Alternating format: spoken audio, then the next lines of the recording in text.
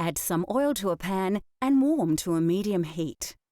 Place a good portion of the pancake mix into the pan. The pancake should fill the pan to a depth of about 2 or 3 centimetres, which is quite thick. Cover the pan with a lid and allow the pancake to simmer until its underside is a golden brown. The pancake is now ready to flip. Use the spatula to make sure that the pancake keeps its round shape. Then cover and allow the other side also to cook to a golden brown colour. When your pancake is ready, cut into triangular slices. Serve on a plate with soy sauce topped with sesame seeds and garnish with chili and herbs. Coming up on Cultural Flavours, the side dish of a nation, and we learn to cook a classic Korean favourite.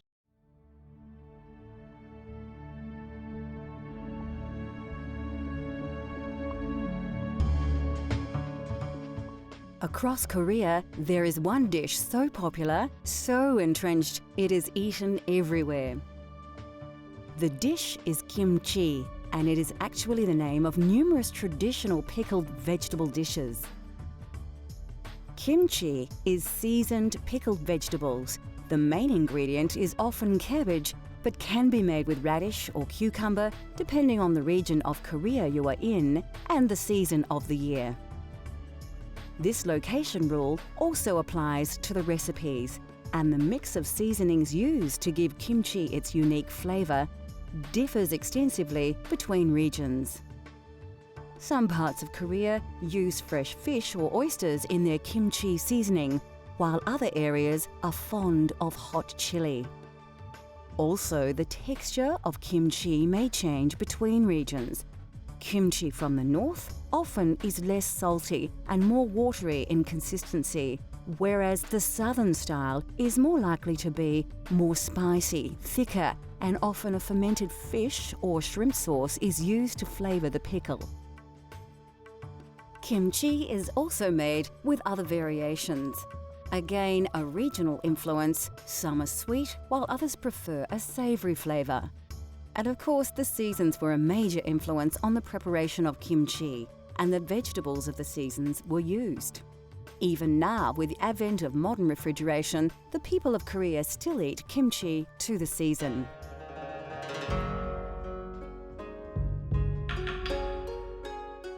Bulgogi is a popular Korean dish, traditionally made with marinated beef, but chicken and other meats are also popular choices.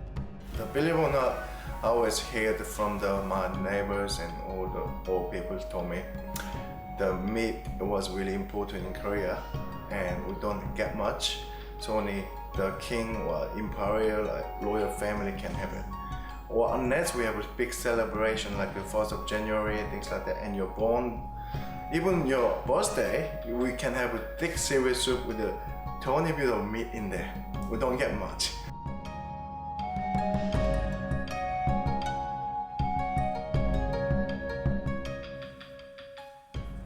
In Korea, bulgogi means fire meat, and although it's easy to mistake this to mean the dish is spicy, it's actually due to the fact that it's traditionally cooked over an open flame. Bulgogi is a delicious and easy to prepare dish that can be served as either an entree or a main course. You'll need a few ingredients to make bulgogi, most of which are readily available. Ensure you select a good cut of beef, as it is central to the dish and therefore essential that it is not too fatty or tough. Sugar syrup, rice wine and soy sauce will all help to create a rich and tasty marinade for your meat. Today, our bulgogi will be eaten with fresh lettuce, plain boiled rice and a touch of chili paste.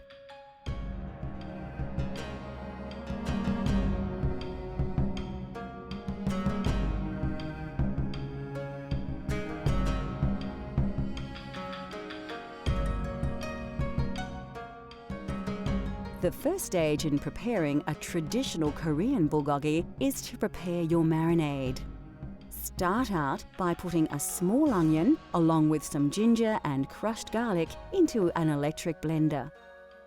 Then pour in some soy sauce, as well as a cup of rice wine and some sugar syrup to add some much-needed sweetness to the mix. Now it's time to blend.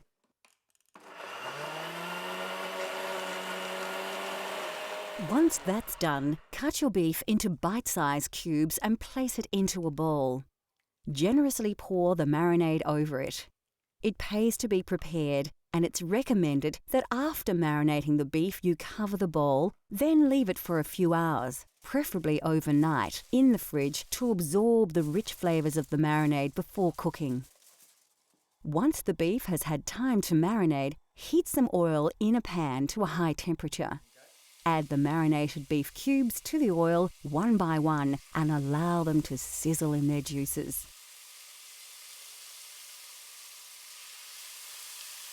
Only once these juices have begun to evaporate, drizzle your marinade over the beef and allow it to absorb all the rich liquid, turning the pieces over to ensure that they are all coated evenly. Once all the marinade has been absorbed, you are ready to proceed to the next stage of the recipe. In order to get the classic char-grilled look, heat a griddle pan to a high temperature, but do not add any oil. Place the marinated beef cubes into the pan and allow them to slightly blacken in places.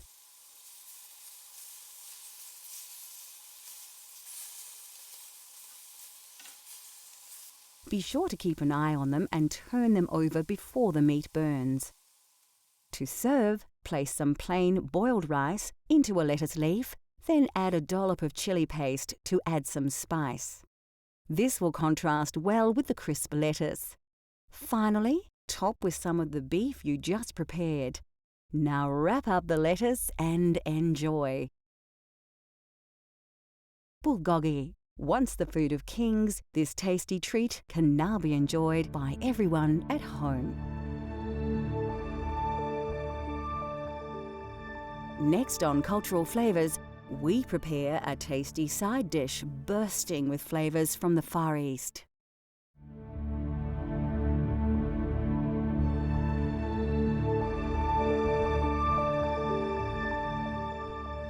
The food of the Korean peninsula relies heavily upon the produce that is in season and readily available.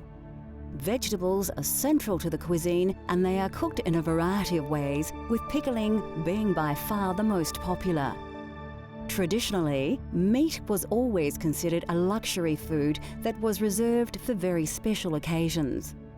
Today, however, it is much more common for Koreans to enjoy meat dishes such as the classic bulgogi. The surprising feature of Korean cuisine is the simplicity. Koreans have made an art out of developing varied and sumptuous flavours from a very basic set of ingredients. Korean cooking, of course, features rice. Used as an accompaniment to dishes for porridge, rice cakes and cookies, rice is the staple grain of the country. It is not the only grain though, and wheat flour is used to make noodles. Beans, of course, feature prominently in the cuisine of Korea. Soybeans are used in a multitude of ways for sprouts, oils, and fermented foods like soybean paste and soy sauce. Mung beans are also popular, especially as bean sprouts, adding tasty, sweet crunch to dishes. Beans are also used in cakes, and red beans are used in desserts.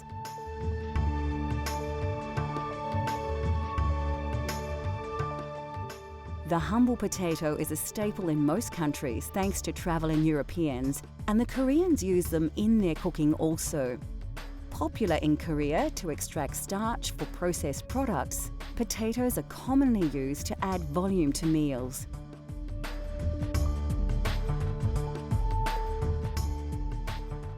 The Korean diet is rich in vegetables. Traditionally in Korea, meat was very hard to come by, and only the wealthy could indulge in meat dishes. Therefore, the style of cooking that has evolved across the country, especially in rural areas, is one of fresh-grown vegetables with minimal meats or fish added for flavour. Chinese cabbage is used extensively in dishes, along with eggplant. Familiar vegetables like onions, chives, cucumbers and carrots are also eaten across the country. A common and inexpensive mushroom used across Korea is the enoki mushroom.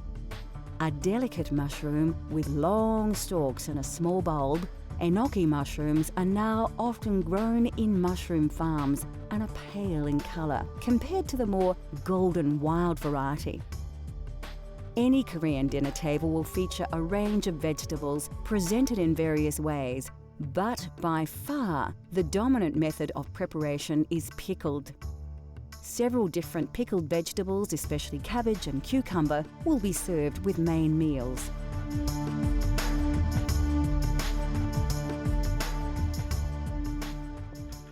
Koreans enjoy a wide range of between 20 and 30 different vegetables, which are often served as side dishes to accompany the main meal. And also Korean people is really conscious of the healthy, which is which plant is good for your eye, which plant is good for your nose, and which plant is full of blood. So all different side of the food we actually making and then pickle it. And mainly we making, sometimes the vegetable bleached, sometimes pickled, sometimes leave in some way to make it really soggy. And last time I showed this one, eggplant, salt and sugar, make it soggy to make it squeeze and stir fry. That's the way normally we're using to make it cook. And basic ingredient is garlic and sesame oil and a little bit of pepper and sugar is normally we're using for all vegetable. Really simple that way to cook it for all the vegetables.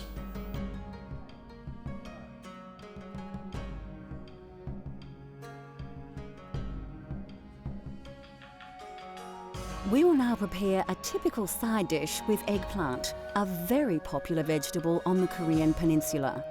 For this recipe, you will need just a few very simple ingredients, and this versatile dish can be served with most meals.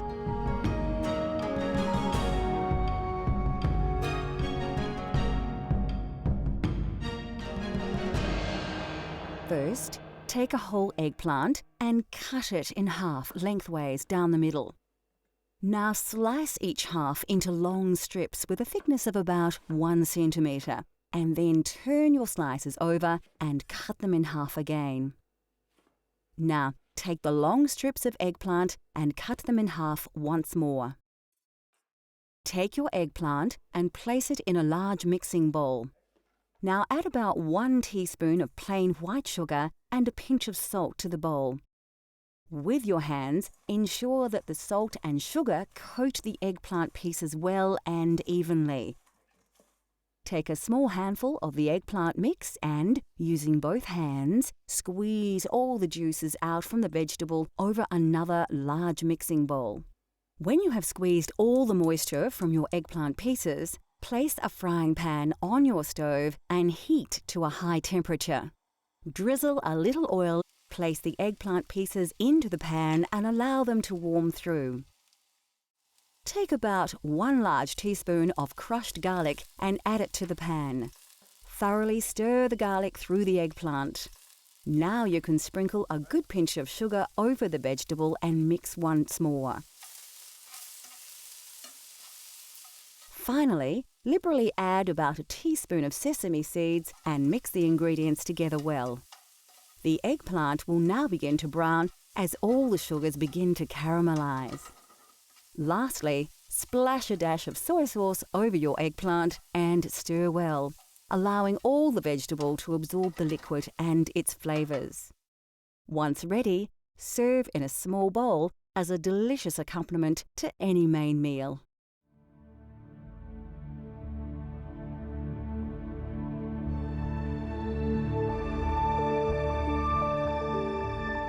The food of Korea is a combination of tradition and influence. With China and Japan so close, and European traders travelling through over time, Korean cuisine has evolved to make its own mark in culinary history. The use of pickled vegetables has more in common to parts of Europe than its direct neighbours, and reinforces the idea that no matter where you are, food is a universal language. Cultural Flavours continues to explore the world through the diversity of food. From France to Afghanistan, Italy to India, let Cultural Flavours take you on a gastronomic journey so you can experience the taste of the globe at home.